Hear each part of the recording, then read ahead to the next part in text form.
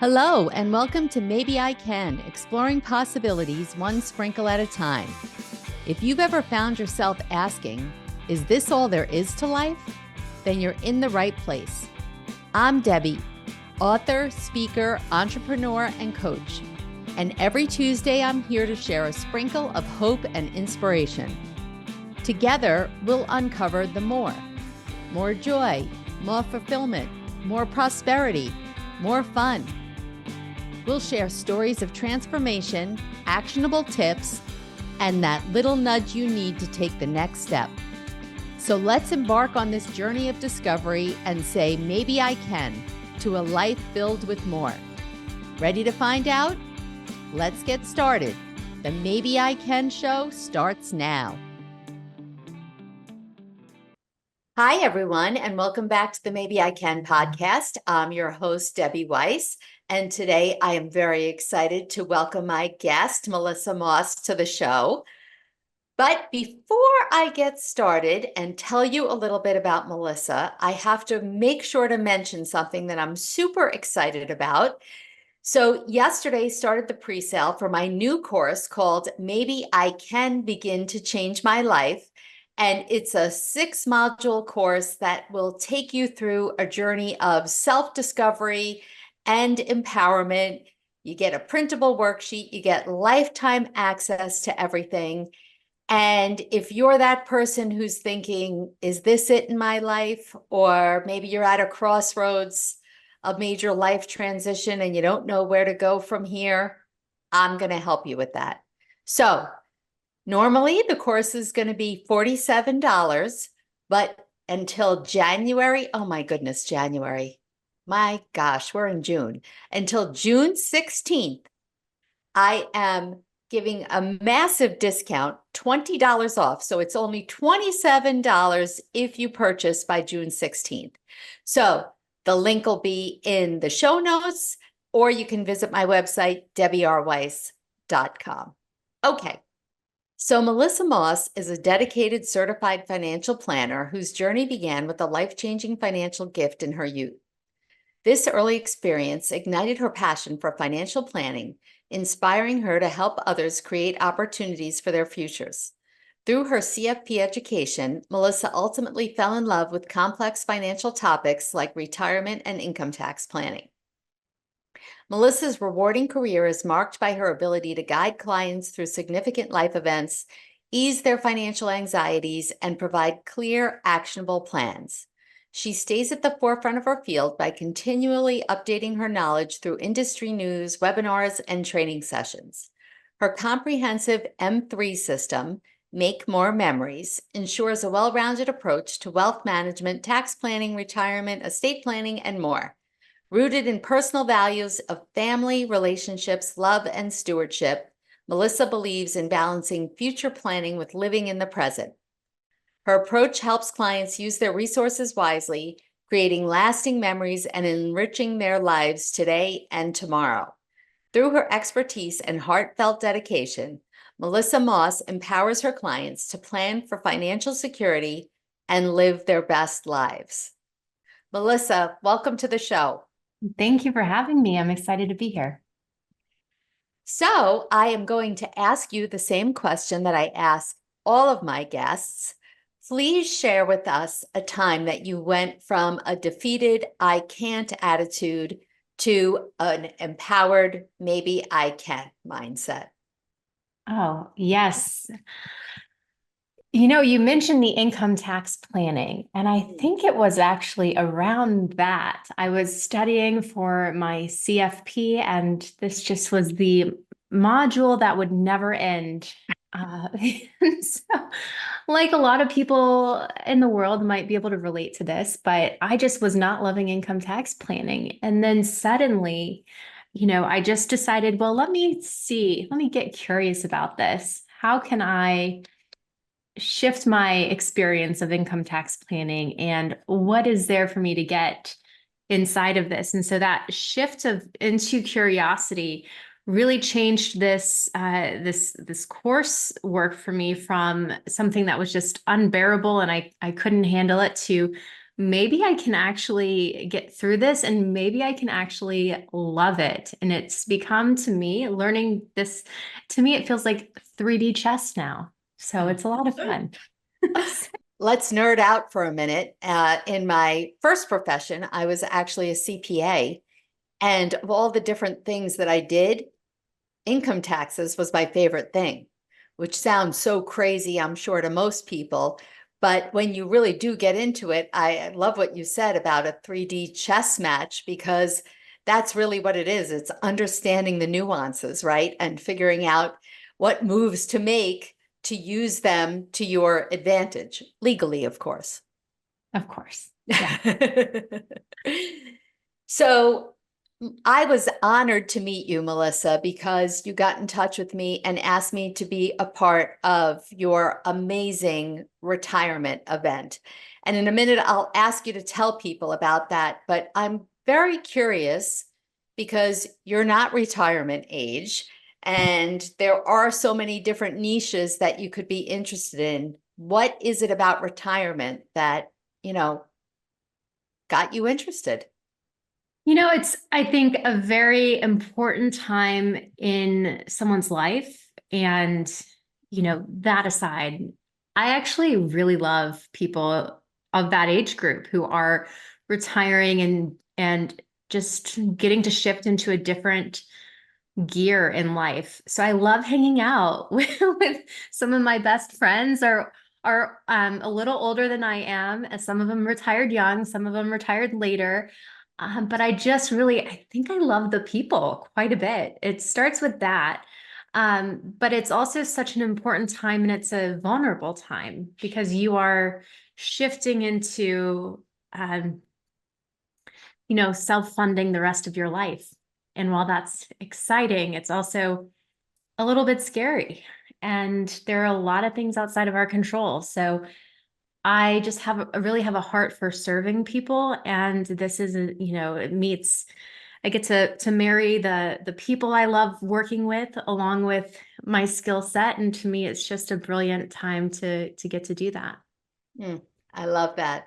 Okay, so now tell people about this amazing retirement event of yours, because the thing that I love so much about it is, as a certified financial planner, you would think that it was going to be all finances, and that isn't even close. No, we're hardly talking about money, hardly. It's really so the Remarkable Retirement Event is really all about lifestyle and quality of life things that people entering into retirement might be considering or might be faced with. And this is really it's a series of conversations, from the potentially obvious things like health and wellness, because we want to have that for everything we want to do the rest of our lives. And so we're not spending all of our hard earned money on our medical bills. But it's also around purpose and even some stuff like what do we do with the stuff that the kids don't want? So these are topics that loved ones in my life have faced. And I just think they're so important to discuss some of them are really, really fun to get into. And then also some pain points. I find myself and my clients were complaining about things like the cost of insurance. And so these are just, while it's easy to complain about, understanding a little bit more around what we're facing and speaking with experts who might be able to guide us. And that's one of the financial things that we talked about. But it's just so important to be able to talk about what we might be experiencing in life as if we're enjoying time with friends, playing a card game, or having a glass of wine. These are just life things, and life and our goals and our values, our priorities. This is, I think, what life is really all about. Sorry, my dog wants to be part of the show. That's okay. So, We welcome all dogs. yes. We're a dog-friendly show. Oh, good. So, I'm sorry, I made a big smile when you said about the rising cost of insurance, because that's what I do now. I'm an insurance agent now, and auto insurance rates well, both auto and home insurance rates, particularly all around the country, are going up, and we're just having a big rate increase. And so we're getting people calling, yelling at us right now. So I just had a smirk when you said that because, I just left that about an hour ago. Yes. But So it is what's happening. I mean, it is, we all know the price of everything is going up, especially over the last few years. And, you know, insurance is one of them with all of the weather-related incidents and the price of new cars and used cars and there's repairs and a labor. mul There's a multitude of reasons that it's happening. So, um, absolutely. And I yeah, believe there's a multiplier effect as well with, all of the inflation. It's catching up inside of these policies. And it's exactly. not just one thing, So it's then property taxes is another, but that we don't cover that in the summit. Yeah. So Yeah.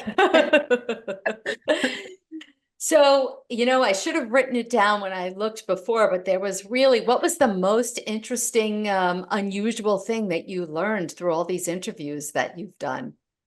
you know, eh, it was just an honor. I think I have one scheduled left. So to date, I think we've done 37, Oh my goodness. maybe 38. And so quite a few. And some of my favorite topics, honestly, hormones and menopause was one of them. And so learning about how our hormones can affect everything, quality of life and aging, and even potentially Alzheimer's or dementia is related to that.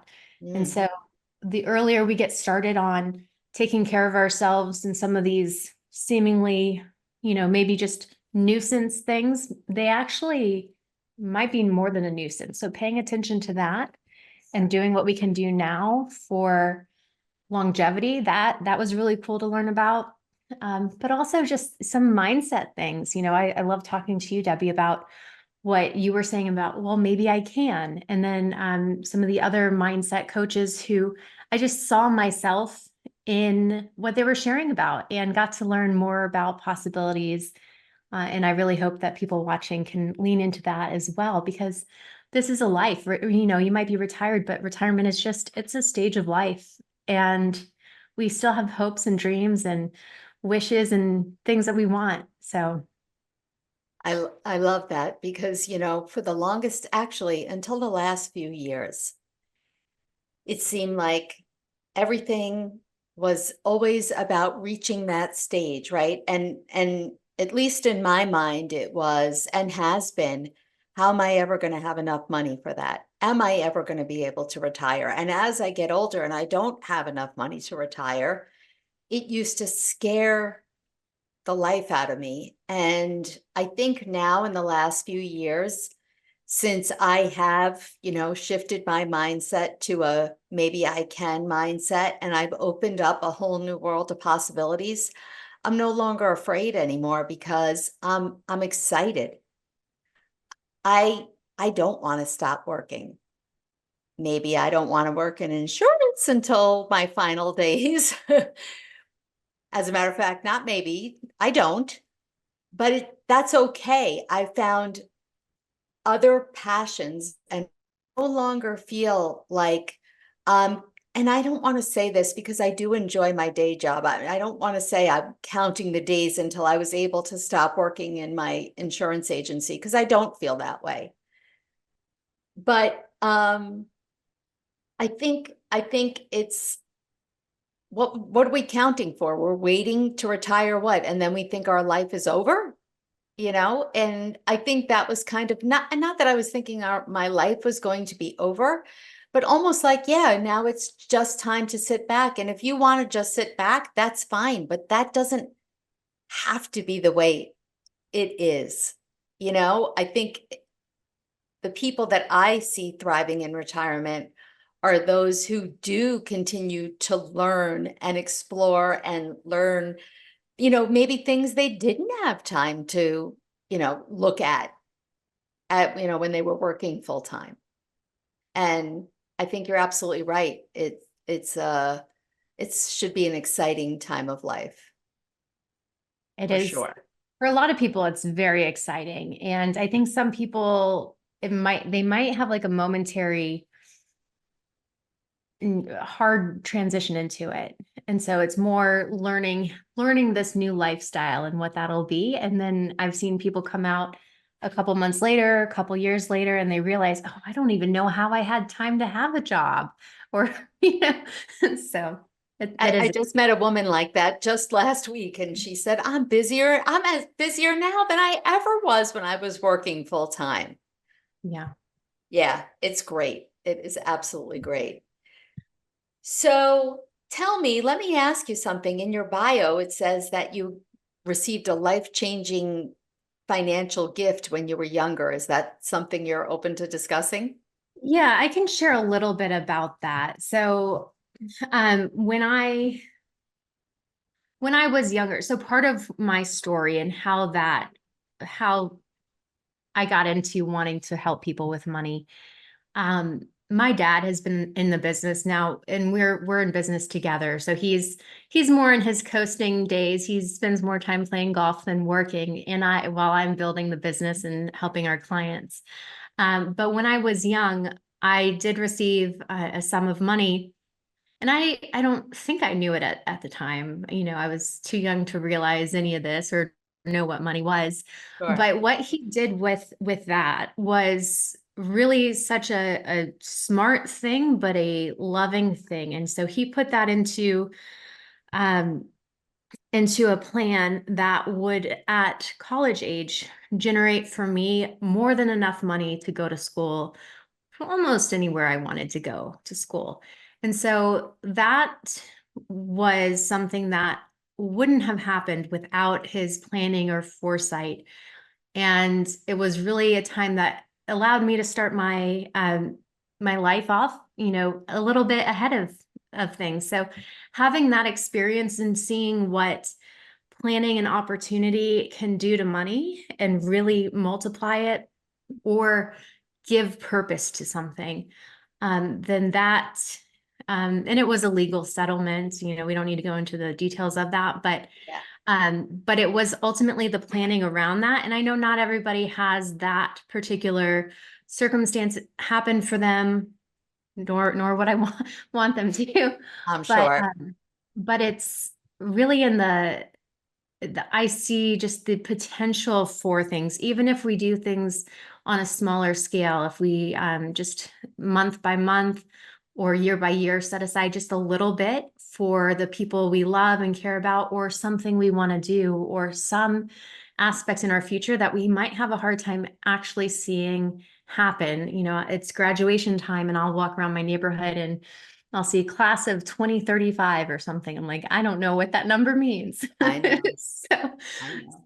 so it's a little bit of faith in the future, and that, that day will come, that number will make sense on a calendar one day. So, but Yeah, it's crazy to see those year numbers. Oh my goodness. It's nuts. So have you done any exploration into kind of the I can't think of the right adjective. So the world of money that isn't so much practical, but as far as how you view your money and what your money story is, because until a few years ago, I didn't realize, and everyone who's ever listened to me, very embarrassing since I was a CPA and I am an insurance agent, and I do know, I don't want to say all the things, but a lot of things, and didn't carry that through in my personal life. And I think what I came to realize was it's not just about knowing the practical, it's about learning where this came from. Do you know what I'm talking yeah, about? I absolutely know what you're talking about. In fact, I think there's a huge difference between the knowing and the belief around money, and they can be completely not in tune with each other. So um plenty of people know how to save and invest money and don't do it, or aren't able to, or circumstances happen, right? And there is often like the money story that we tell ourselves, and that can run the show quite a bit. We may not even realize it. And so I think it does take some inner work sometimes to maybe understand that, hey, maybe it's not my intellect that is calling the shots here, but rather something deeper inside of me, maybe an emotional response that I'm trying to, I don't know, buy shoes to not feel that thing. And so I have, in fact, purchased shoes to not feel something. Oh, well, who hasn't? Yeah, so it does happen to all of us. I think at some point, if that does come up for anyone, start journaling about it, write it out, ask yourself questions, maybe pretend to be a 3-year-old and keep asking yourself why, but why, or what's underneath that. So just getting curious about it, I think can help quite a bit. And going back to think about our money stories of origin, there may be things that we're carrying from our parents or our grandparents. We might not even know we inherited that belief about money. So it's really important. Exactly. And I think, for me, that's what happened, realizing, oh, what do I equate money with? I equate money with stress.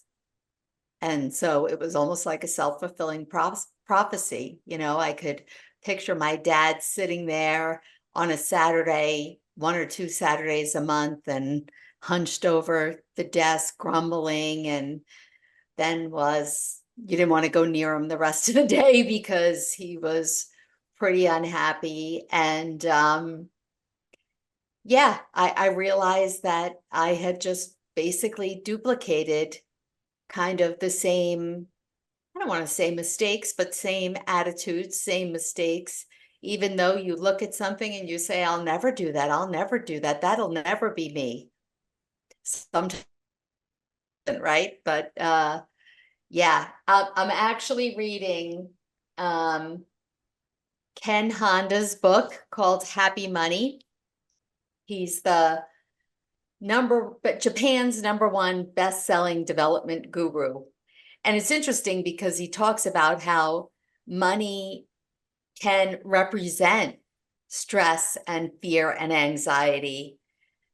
And on the other hand, right, it can do just the opposite. It can make you feel good, as I'm sure you do, make you feel good. Somebody gives you money, but you know that you've helped them in return, or when you can use money to help other people, whether it's, donating or whatever it is. And it's like, okay, that's kind of the difference between, our relationship with money and how we can view it. And it makes a difference. It makes a difference. And it's just a different way to look at it than just the practical way. I absolutely agree. And money is an exchange of energy. It's a tool. And, to think about giving, you're giving energy towards something, or you've received energy for what you've done for other people. It really is a medium that we can think about like that. And it's, it is something that people can learn more about and do better for themselves if they want to, or we can change our minds about how we think and feel or relate to money. Absolutely. All of this is doable. And, so many of us do have money stories. I have a client who was sharing about how her family had a lot of money, and then they didn't lose money in the Holocaust, but they lost their ability to make it. And so her money story has been shifted since that moment. And so really learning to break through, and she's learned how to make good money, and there's still more there to uncover. So it's sometimes a process for all of us. And hopefully we all, want to break through whatever self-limiting belief we may have around that. Absolutely. Absolutely. And I think it's kind of comforting, and it's kind of eye-opening to look at it in a different light. So what advice would you have for someone like me who's 60 and is inching closer to retirement, but doesn't have enough money? Yes. Well, I'm so glad you asked. I think I really like what you're doing, and I would get curious. I would get creative. So, um, if you feel like retirement is near and you should be further along, or even if retirement's not near, you just should be further along than where you are now. Um, that's a judgment, right? So we can just let that go and think, okay, well, here's where I am. What can I do? How can I make this fun? How can I stack the odds in my favor so that I can play the game to win and win a game I want to win? So I think it's about getting a little curious, thinking outside of the box, in that if you have any limitations, maybe allow that as a way to challenge your creativity. Sometimes we allow a roadblock to just stop us, when in fact it's an invitation to think more creatively. So I'd say do that. And it doesn't ever hurt to chat with somebody to say, hey, this is what I've got going on. If you find a trusted advisor, somebody who you think might be able to help you look at your situation and maybe help you see what might be in a blind spot, or see a possibility that you haven't yet uncovered for yourself, I mean, that's probably worth it as well. So, And let me ask you, because I find that prospect intimidating if I'm someone who doesn't have enough money, because I feel like I'm going to be judged. Now, obviously, that's a limiting belief or a hang up that I have. How do you look to find, what's the best way to find a trusted advisor that you connect with? yeah, that's a great question. And I must apologize on behalf of my industry. We do that to ourselves because so many of us say, well, I won't speak with anyone who doesn't have XYZ amount to invest. Well, I think that's, if you have any friends who can recommend somebody who you feel like, okay, this might be somebody I can trust with this area that's vulnerable to me, and I'd like to see how they can help me. That's one place to start. But there are many of us out there who don't have huge minimums or are willing to talk with you, even fee-only financial advisors. I'm not a fee-only financial advisor, but there are people who, in exchange for a fee, can give you a plan. And then, like me, we're Main Street advisors. We work with regular everyday people, and it's not about having, some crazy amount of wealth. It's about aligning your resources and your values. And so find someone that connects with you. Keep asking. I would say ask your friends who they Yeah, trust. great advice. And Melissa, if people want to find you, please tell everyone where they can. Absolutely. So the best place to find me right now is melissamoss.co or at theremarkableretirementevent.com. So come join us at the party over there. And I'm on social media as well, but melissamoss.co will have all the links to all the places where you can find me. So thank you so much. And everybody else, thanks for listening, and I'll see you next time. Thanks for spending part of your day with me here on Maybe I Can, exploring possibilities one sprinkle at a time. It's been great having you, and I hope you're leaving with a spark to light up your journey to more. Remember, every big change starts with a single maybe. If you're ready to kickstart that change but not sure where to begin, I've got just the thing for you. Head over to download my free guide, The One Critical Step to Kickstart Change, and take that all-important first step. Let's make those maybes into reality one sprinkle at a time. Catch you next Tuesday at 4 p.m. Eastern, 1 p.m. Pacific with more stories, tips, and that extra push you might need. I'm Debbie saying goodbye for now, but always remember, maybe, just maybe, you can.